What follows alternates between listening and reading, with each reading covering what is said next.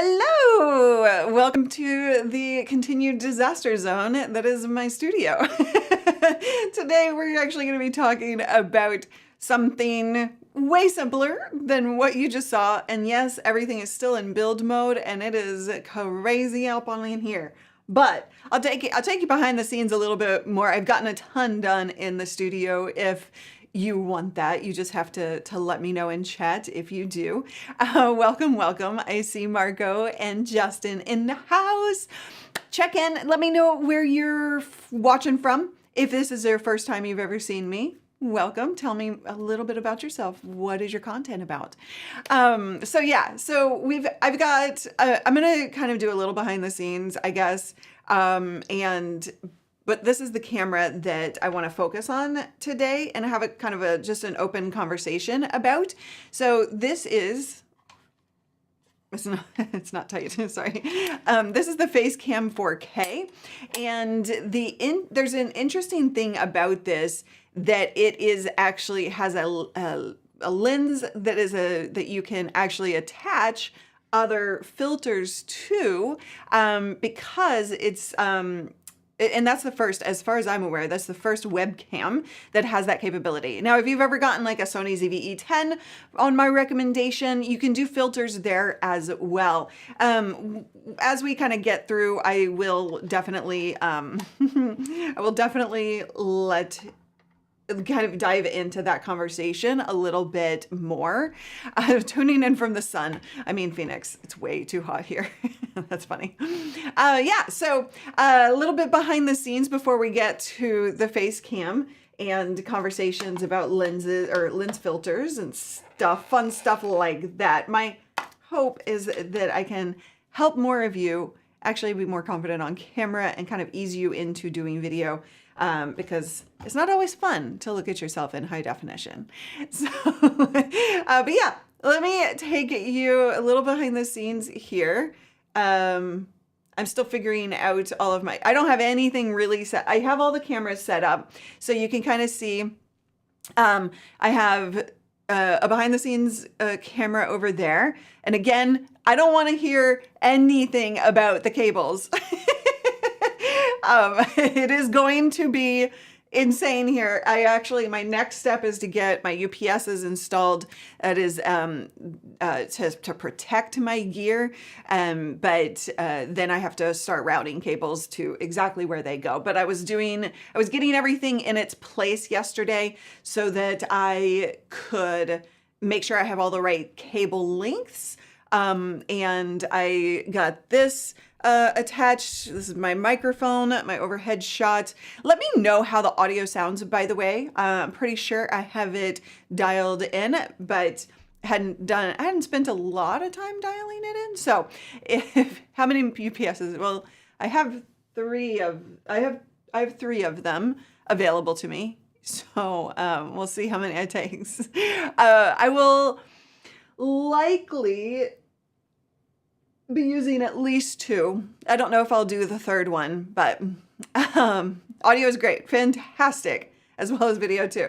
Okay, so I have, let me show you. Okay, this setting, I have not dialed in camera settings on this, but this is a different behind the scenes shot. Do you like oops, that's my plant shot.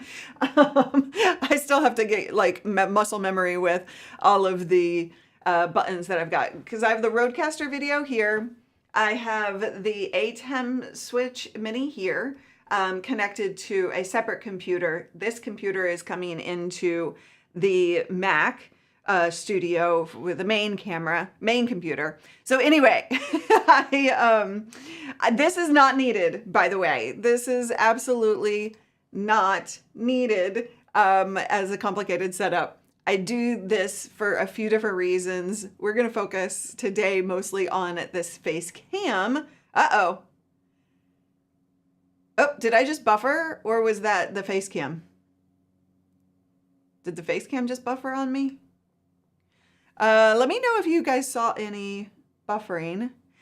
But how many minutes do you try to plan for the UPS we have? Oh, how long do I want a UPS to run for?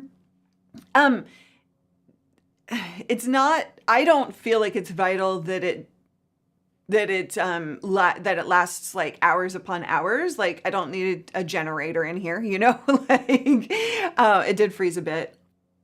That's super interesting. Okay, I'm going to come back to the freezing because I did something today that gives me the answer I was looking for. Okay, I'm going to come back to internet, but in terms of UPS, I feel like if I can get 30 minutes, I can wrap up whatever I'm doing and kind of get things fixed. That's my minimum, is like 30 minutes. But honestly, you know, most UPSs go for longer than that, like a couple hours, right? So it paused me. Okay. So some of you didn't. That's interesting. But maybe you just weren't paying that close of attention. Were you multitasking, Callie? Joking, just joking. So, internet. Let's talk. Okay, if you're here for the Facecam, let me know. And you're like, come on, get to it, Luria, get to it. This is a super cash stream today.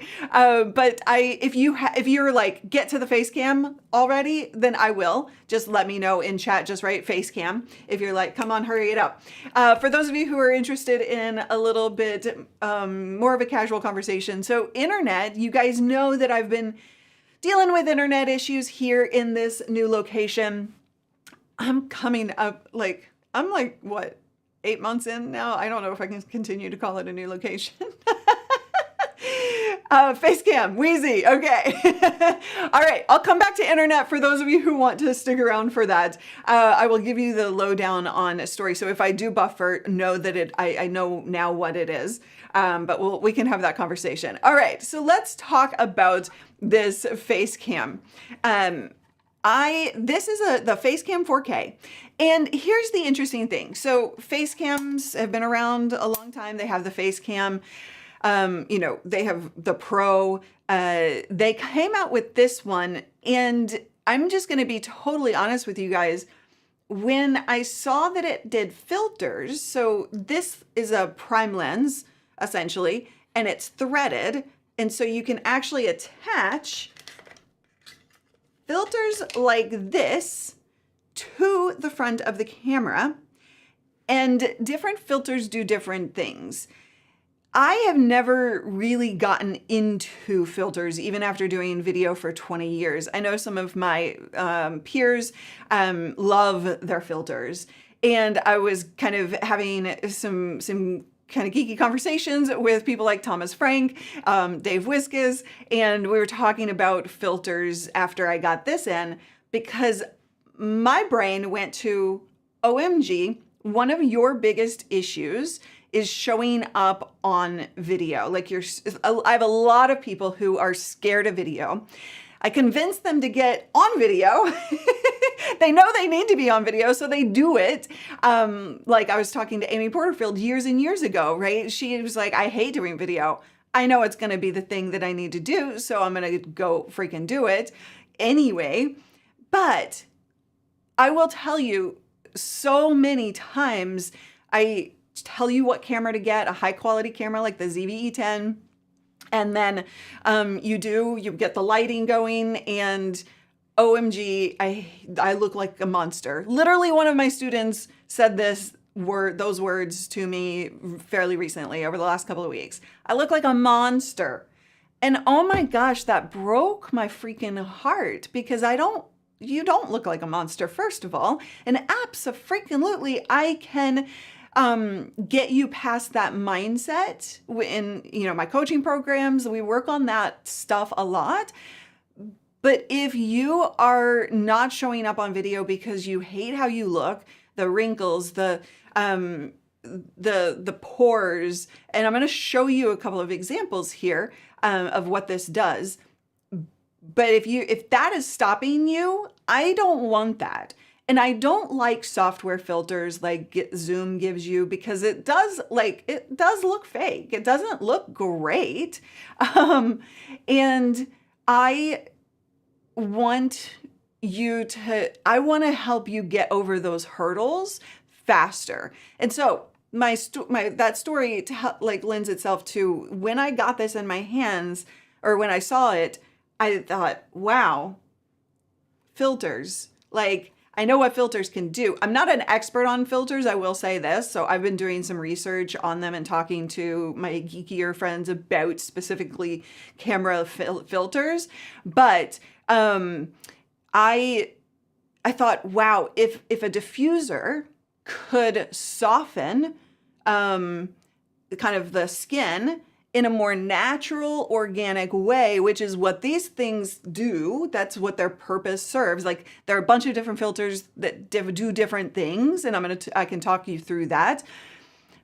But then I thought, wow, like, okay, whether we're talking about the Facecam Pro or a ZV-E10, I should have been helping you with just a simple, $30 thing that you can purchase, put it on your camera lens, and support you in getting over that. So the Facecam is a 200, 300? I should have looked that up. I think it's 300, 200, I think.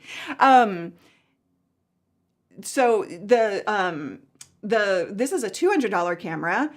And I will say, like, the Facecam has been I think across the board, like any webcam, you have to sit there in the software and adjust the settings to your lighting, to your space, and not everybody knows how to do that. So it can be a disappointing experience, not Facecam specifically, just any webcam, if you don't spend the time to tweak the settings. But might I say, that's the same for the ZV-E10. The only difference is that I have videos to teach you exactly what settings to set for the ZV-E10. So you don't have to think about that, right? So, Eric, no, this filter cannot transform you into a Victoria's Secret model. I am sorry to tell you that, but that would be fun. Oh my God, what happened? Well, that comment overlay went wrong real fast. So, like I said, everything is like so in progress. Like, those of you who just joined us, like, I don't even have my Stream Deck set up to get all of these cameras. There we go. Lots of mess around here, lots of tools, lots of ladders still, but we're getting there. So I wanted to kind of like push myself to help you in a better way to kind of get over those things in an easier way. So this lens, these lens, like the Facecam 4K, great quality. It does need to be set for your specific environment though. And I'm going to walk you through a couple of things that you should pay attention to. But you get a lens, an additional lens, and then you just thread it on. Like, it literally has these, I don't know if you can see that. I don't have my demo cam up yet. But you just literally like thread it onto the front, and then it does the thing it's supposed to do. Rory just gifted a bunch of people memberships. Thank you so much for supporting the community, Rory. And that's Tech Troublemaker, by the way. Appreciate that and appreciate you. All right, so let's take a look at this.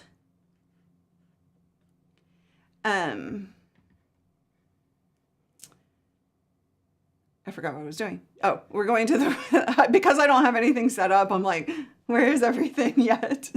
Okay, so this is the kind of the Facecam. I did adjust it, and I will show you in the Camera Hub software.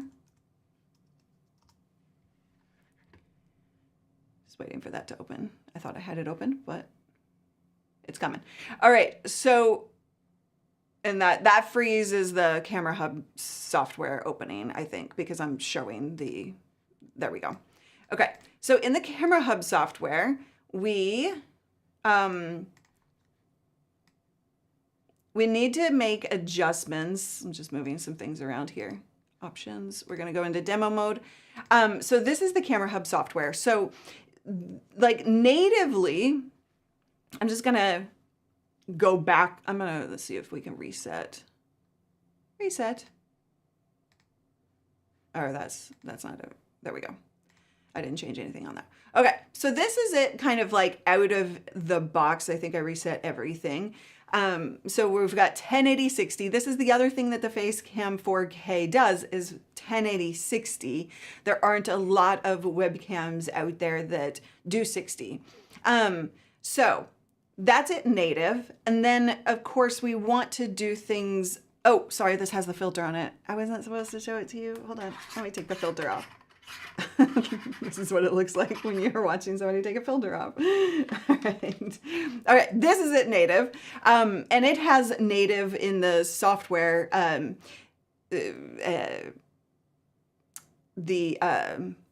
like auto white balance and auto exposure. So we don't want that. And so I just kind of want to show you a couple of things. Like the best thing that you can do if you're going to use any webcam, especially this. And I just like the 60 frames per second. I like how it looks in a talking head style versus 30 frames, which is what most cameras do. You don't need to understand frames per second to know just that like 60 frames per second it's a personal preference, but a lot of like gamers definitely like it and need that. But as a talking head kind of educational host, I find it still really nice as an experience. All right, so I'm going to turn off automatic exposure, and that's going to go super dark. So what we're going to do then, and you don't need to know all of the terms, but this ISO is going to be the amount of kind of light coming in from the lens. So we're just going to, this is the way you do it. If you are scared of tech, if you are uncomfortable with all of these words that don't make any sense, really, it's just all you have to do is literally play with these bars until you find something that is pleasing to your eye. Of course, you can always ask, ask for advice and guidance on that. We do a lot of that inside of our coaching programs as well. So, you kind of don't want this like hotspot action going on. We want to make sure we don't go too high. So we want to bring it down until it kind of looks like that. Auto white balance should have been first. Sorry. We should have done auto white balance first. I'm going to move that to the same as my lights, 5200. So it's introducing some red. If you went crazy all the way, it doesn't look good, right? So you want to find kind of like in the 52 to 5500 range. Again, different people like different kind of white balance, but that's kind of where I'm going to set mine. And then just play with ISO a little bit more, see if we're in the right spot. Okay, so now you can kind of see, like, you can see some pores, right? Like I do have makeup on, but you can kind of see some redness and some pores. And when we put the filters on, if you guys have questions, just keep those questions coming. Okay, hold on. I don't want to make you look at that. There you go. Oh, you're going to see it anyway because I'm demo. I have the demo screen on. Okay.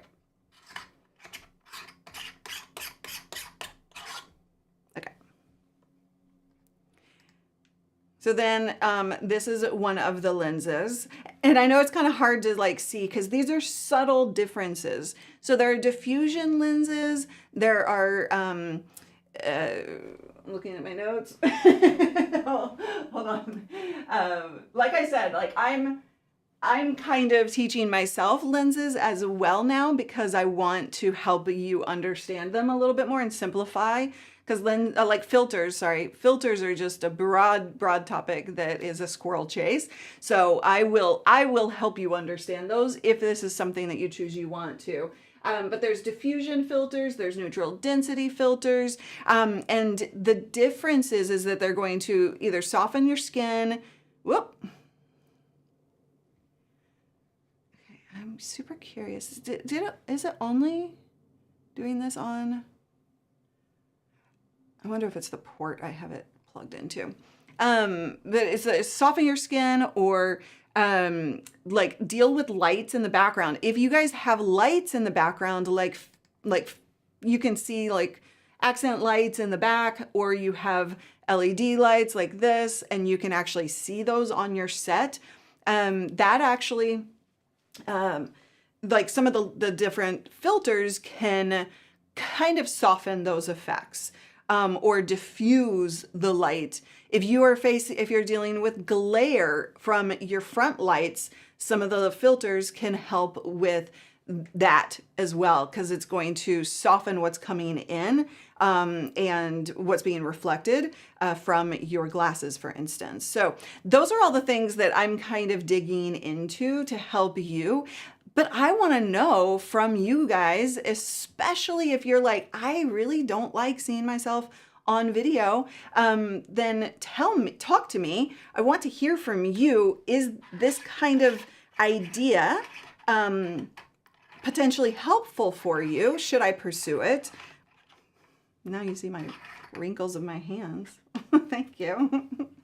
And so they're different ones that do different things. I'm still waiting on kind of some of the more interesting ones to arrive, but I will show you. I'm going to go out of demo mode here and show you what my like little before after. So you can kind of see here.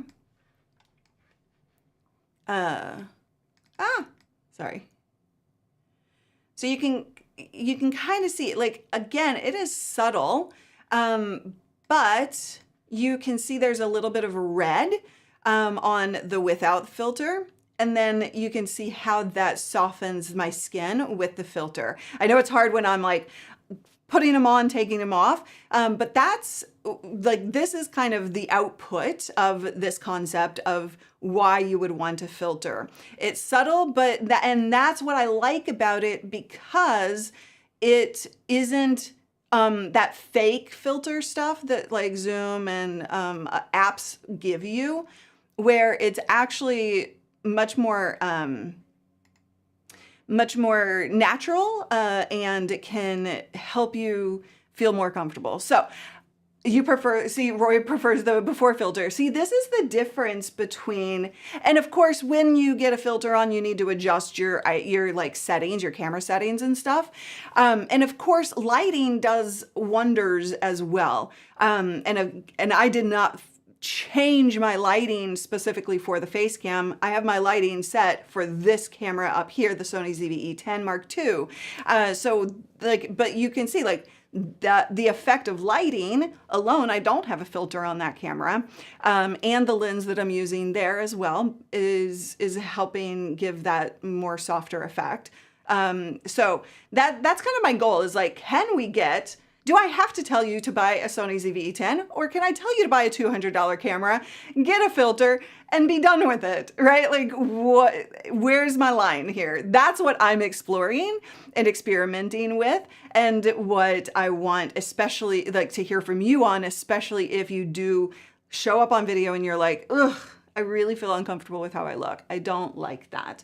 That's my goal. So, thoughts, questions about all of that? Let me know. Put a Q in front of your question as well, and you'll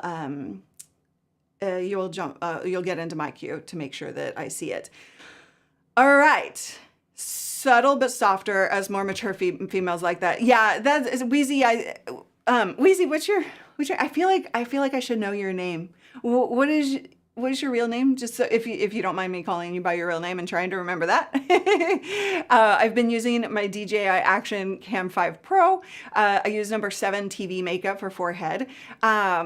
Yeah, so and camera ready makeup. This is a conversation we were just having in my coaching program as well recently. Like, camera ready makeup can do wonders. I wear camera ready makeup. I literally, like, because I'm on camera so much, that's my go-to. Just I don't wear makeup outside of camera. I really don't. I mean, if I'm getting dressed up and going out, I do, but like, that's so rare. Louise, thank you. Okay. So Louise, is this something that you would like me to pursue further, that you would like some really clear direction on? This lens, this filter will do this, and it will look like this, essentially, is kind of my goal if we want to, as a community, pursue this concept. I can't even believe that I didn't think about filters in my 20 years of experience doing video and teach, and especially when I started teaching video. So like I said, I have peers and friends who know way more than I do about this stuff. So I'm learning from them, and I will continue to pass that knowledge on for you. Is this for Restream or StreamYard? What do you mean? Crosstalk. I should work for QVC. I would probably kill at QVC, to be honest. That's funny. Live shop. I've done a fair amount of live shopping, especially on like Amazon and stuff. So that's definitely. But I don't like to just talk about any product. I like to talk about products that help, like in a very like specific way. The face filter. Anything, any video. So you find it interesting, fantastic. I think I'm quite busy right now. I don't really. So it's funny. It's funny that you say that. Like I really enjoy being very specific in how I help people. But hey, maybe if I need a paycheck one day, I can reach out to you. So the Restream or StreamYard, it doesn't matter. This is the camera itself. It's not a software filter. That's my whole point. Is software filters exist out there. I don't want you to use them. And some of my students do, and I'm going to support you in however you want to show up, and just help improve that. But this is a more hardware solution, right? So like this is the lens that you attach or the filter to, and then you can use that Ecamm, Restream, Zoom, anywhere you want. So my curiosity, if you didn't hear me earlier, is can I find a setup that is offering you a $200 budget that allows for these extras to improve the quality of, not the quality, but the environment and the mood, the output of what you're doing with filters, instead of a $1,200 budget for a camera and a lens. That's my curiosity. So hello, Renegades. Nice to see you. Okay, so we had a couple of questions. I was showing off. If you want to keep talking about this, I'm absolutely all a go. Just let me know if you have questions or thoughts, or if you know more about filters than I do, then feel free to share with the community. What is your favorite filter? I will tell you, there was discussion between my friends, Thomas Frank,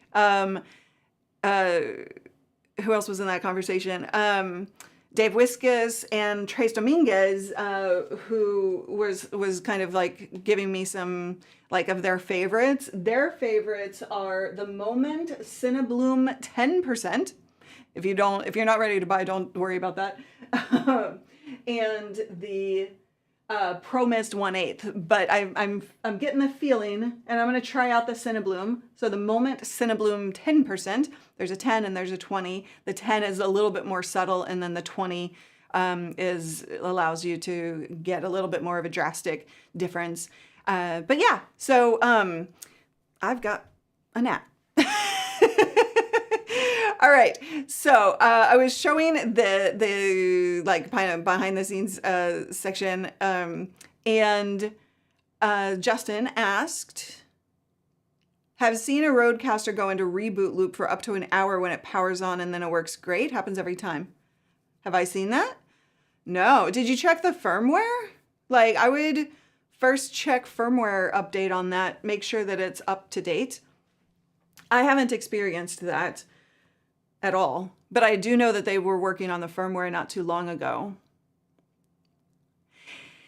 Yeah, so Callie is asking Darren for clarification. I would love that clarification on your question before I answer as well.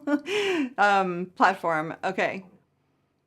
So like Facebook or YouTube, is that what you're asking, Darren? So the question was, in 2025, what is the best streaming service to use? But you say platform, so I'm going to YouTube, Facebook, Instagram, TikTok. there are two answers to this.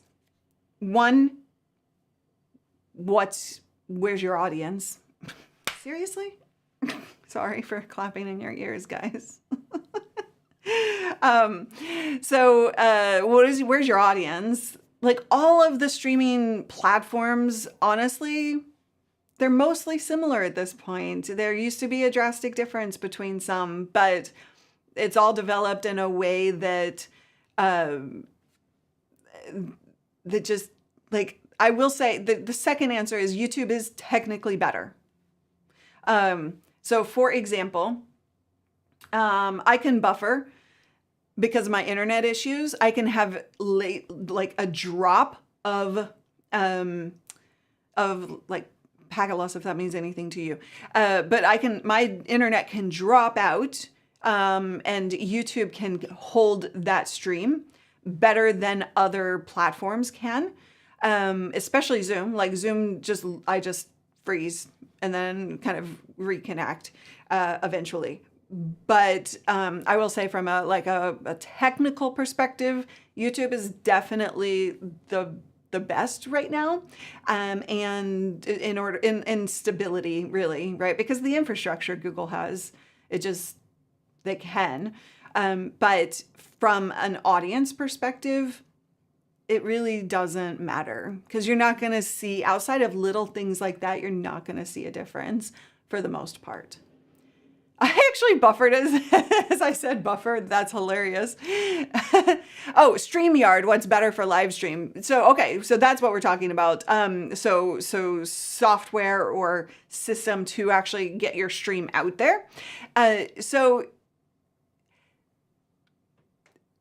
look at, Darren, I don't know if you've ever heard me talking about this before. I know you've been here before. The secret word today is buffer. That's funny. I'm going to tell you why it's buffering in just a second. So level 2, there are 3 levels of live streaming. Level 1 is your phone. Level 2 is platforms like StreamYard, Restream. evmux is actually my favorite of the level 2 options, because it has a lot more capability. It's almost Ecamm-like, but level 2 is just the browser-based solutions. You log onto a browser, you don't have to download software. You have probably an easier learning curve, but you don't have as many capabilities. So it's a quick in and out to stream. Ecamm, vMix, OBS, and Ecamm is my preferred level 3. That's a downloadable software that gives you full custom control. Anything you want to do, you can. So your imagination is the limit. Because it does so much, a little bit of a steeper learning curve. However, it doesn't have to be, because all you have to do is put on your video camera and go stream. Like, that's all you have to do, right? So it doesn't, like, you could literally just open Ecamm, connect your video camera and start streaming. But so level 3 Ecamm is my favorite. Level 2 is evmux. And I have a video that breaks down all the level 2 pros and cons on this channel. You should watch that. Restream,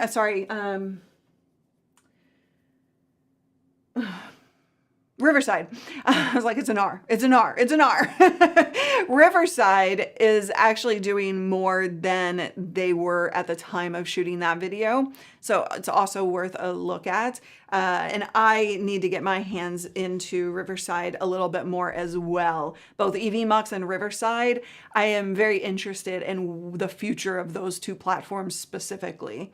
So stand and stream, is it better? Yes, in my opinion. So the thing that it does to stand and stream is get your energy level up. When you're sitting, you can often wind up just kind of like, here, let's do a little, like, if you're going to sit and stream, you are kind of at the mercy of your posture, right? So I'm a little further away from the mic, but you're a little further until you start doing this, and then that doesn't really look good on camera, and you're kind of like doing this, and so your posture just has to, like, if you're gonna sit, I want you to sit up straight, right? Like, get your posture in a way that allows you to present well, because your voice drops when you're kind of slouching and your voice gets a little lazy. So those are things to consider. Standing gives you video presence that is more powerful.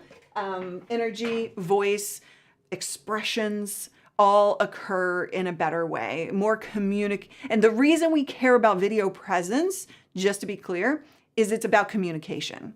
If you have a, let's say, monotone voice, totally fine, you be you, but you have to kind of learn how to speak in a way that people can hear you or understand what it is you're actually trying to say. Because there's science behind how our brains pick up different voices, different ways of communicating. So that's one of the things that we're actually going to be talking about inside of my 3-day live event coming up that I'm super excited about. That's called Expand Your Reach. And I'm really going to help you understand how to use video more effectively, from organic content like a YouTube funnel formula. You do not have to be a YouTuber, but I will teach you how to use YouTube actually very strategically so that you don't have to have a lot of views. You just get the right audience into your products. And then also how you present on camera. And finally, when you're actually making an offer, like selling your product, doing a webinar, maybe even how you're doing that in a one-on-one call, discovery call, if that's what you do. How you show up from first impression, those videos that you're doing organically, all the way to a launch style, presentation. How do you make that higher converting? I literally just had a webinar myself convert at 44%. To cold traffic. And I was telling somebody that this morning, and she was like, what? To cold traffic? Yes, to cold traffic. That is the possibility when you have video presence and know how to communicate more effectively. It's not just about the things you put out there, it's about how you put it out there. Does that make sense? Oh, I'm so happy to hear that. I am going to totally screw up your name, so give me a phonetic pronunciation of it. Abdusalam? Did I get that even nearly close? Let me know, please. My name got butchered as a kid. And that just drives me wild when I get can't figure out how to pronounce a name. Yeah, Justin, standing opens up your diaphragm so you're able to get more energy into your voice. It's also great to stand when doing virtual interviews. Absolutely. Where did the useless desk end up? In my freaking bedroom, torn apart in the bedroom because I don't know what to do with it, and I haven't had time to think about it for sure. I said it right. I get points for that, right? Somehow, some way. Okay. So the internet issues I keep promising to tell you about. So Comcast came out. I don't remember the last update what I gave you, but Comcast came out and they spent a good couple of hours here trying to fix things. When he came in, we were failing. The internet was. I don't like to fail things, so I'm not going to assign that to myself. But the internet was failing 3 of their tests. And when he left, it was failing 1. So he improved it greatly. But the one thing he said was he recommended putting, because I'm plugged into Ethernet. I have the router, I have the modem. Why are words escaping me today? I had the modem up here in my studio so that I can plug directly into Ethernet. And he said, I recommend keeping it downstairs. And that way, because the cables in the walls going from downstairs up here are really old and not good quality. So your only other option is literally to reroute all those cables, which this is a rental. I'm not going to do that. So the other option I have is to string a long ass Ethernet cable all the way from downstairs to up here. So I kept the modem downstairs where he recommended, just to kind of see if the internet was performing better. And even on Wi-Fi up here, you guys haven't had drops, buffers. Even on my Zoom calls, because I spend a lot of time on Zoom, those were where we were seeing the biggest issues. That was mostly fixed, and the issues that we were having were very minor.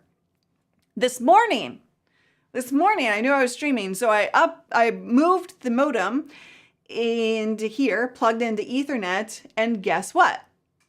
We have issues, just like he said. So I am going to have to move it back downstairs, apparently. But for the 3-day virtual event, I just need so I'll have to route a cable all the way down there for the event. So that'll be fun. So Cali, India, don't trip. Don't trip.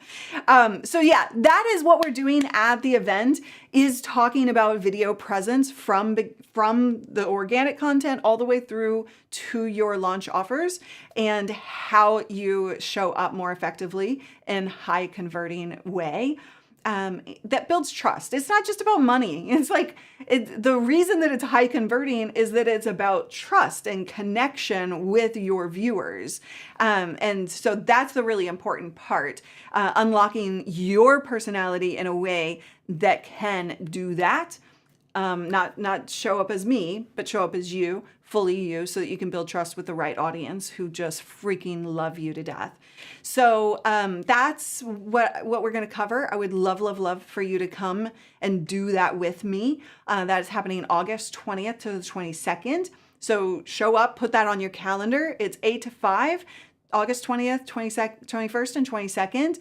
And I know that 3 days is kind of a lot to think about, but this is an investment in it's only $97, so it's not really even a big money investment.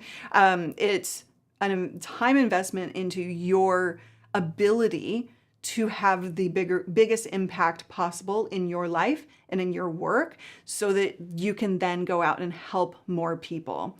So I would love to see you there. So link is, we'll drop that in the comments as well. India. So yeah, I've got gaffer tape. We will definitely be using gaffer tape. So India and Cali will be here on site. These settings I haven't changed, but essentially, so it's really dark. But essentially India will probably be right here. Cali will be over there in a little cubby hole. Sorry, Cali. And then I will actually, so we'll be talking about not complicated tech setups, but what are setups that you can do that using exactly what you've got. So if you're not set up with video yet, that is one of the things that we will talk about, is using what you already have so that tech isn't getting in your way of actually showing up and doing video. You're going to understand exactly what to do strategically, so that you have that high converting video. Yeah. How is the bokeh on the new camera? You can see, hold on.